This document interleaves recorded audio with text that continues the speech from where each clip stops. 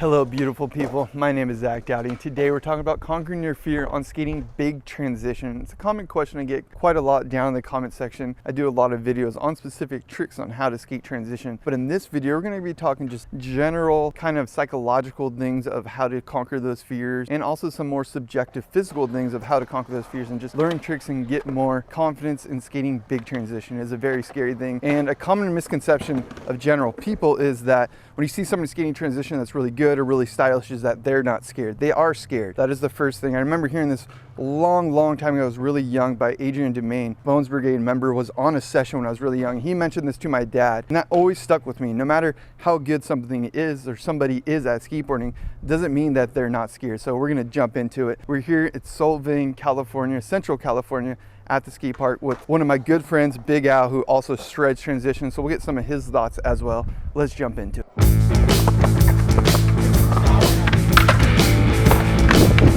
Now, before we get into the meat and potatoes of this video, let me say the first thing, sort of a suggestion, actually a good tip, is mixing up your environment. So I've only been to the skate park one other time. I made a video of how to skate transition here, but I haven't been back since then. And that is a common thing that you need to do, is mix up your environment, change it up. So if you always go to the same skate park and you're trying to get higher onto that same wall or hit the coping and all that stuff, that's great.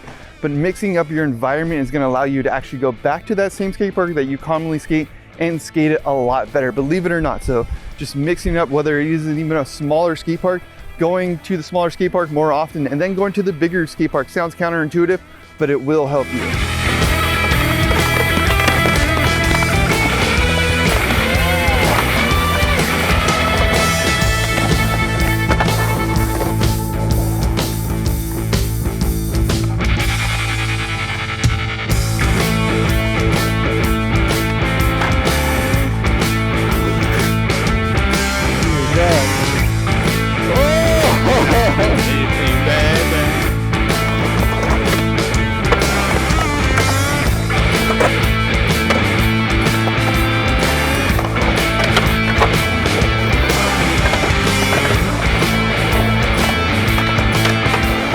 One of the common things that I see people do, especially when you're first trying to transition or you're trying to conquer that fear of getting higher on the wall, is they go straight up and then straight down. So something to think about and always remember, that's gonna sound pretty crazy, but momentum, gravity, all of that stuff is always gonna work in your favor. So when you're going up, it's gonna send you back down naturally. So try not to force yourself up onto the wall. And what I mean by that is don't go so direct up and down onto a wall. Really carve it out.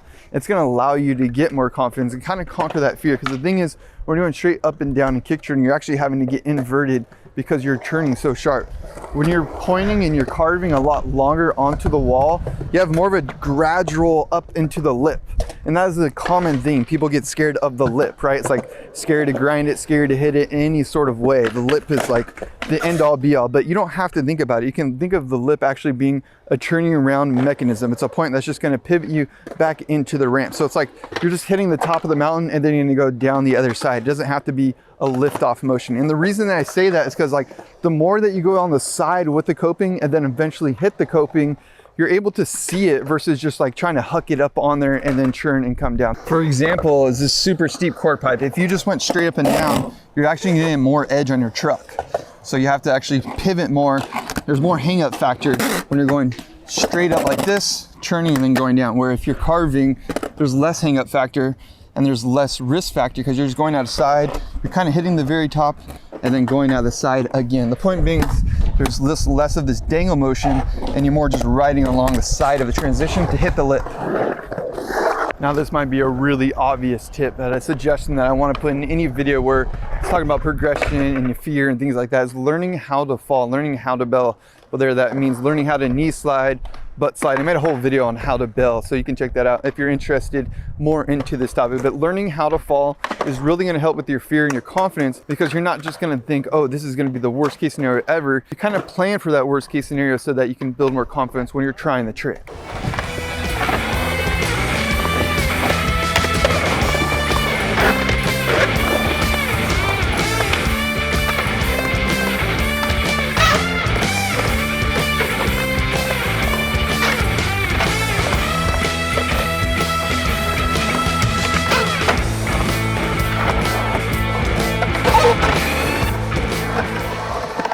keeping that in mind, I think the next thing you want to consider is how you get to certain areas, and how you get to those certain areas are going to build up your confidence. Sort of like a special meter is what I refer to Al. And so my friends will say like, well, my special meter is up right now. I'm probably going to be able to do the best trick that I can because that special meter is just getting higher after hitting a few walls. So it's like a 2-for-1. You're getting your confidence up by hitting multiple walls and kind of building up that special meter. And the other thing is you're planning it out a little bit on how you're going to hit a specific lip. So maybe you just want to hit the coping, you want to hit your first grind, your first air, your first drop in, and things like that. Work your way to that point versus starting at that point so you can work up your special meter and your confidence level.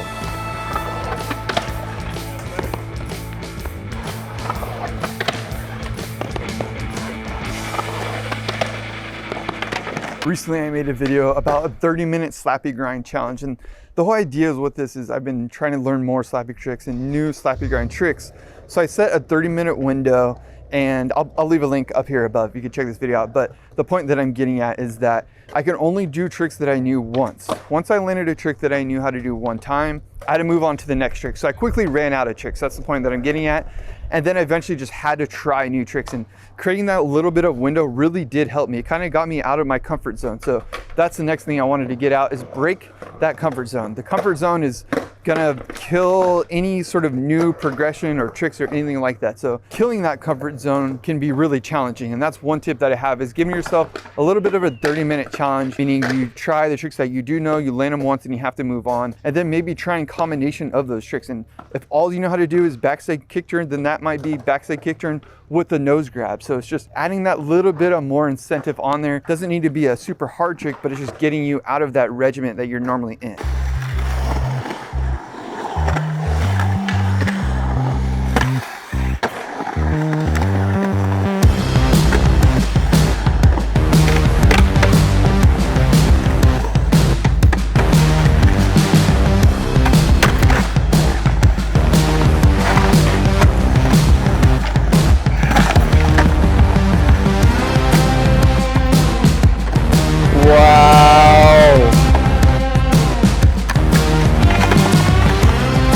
Line of the year.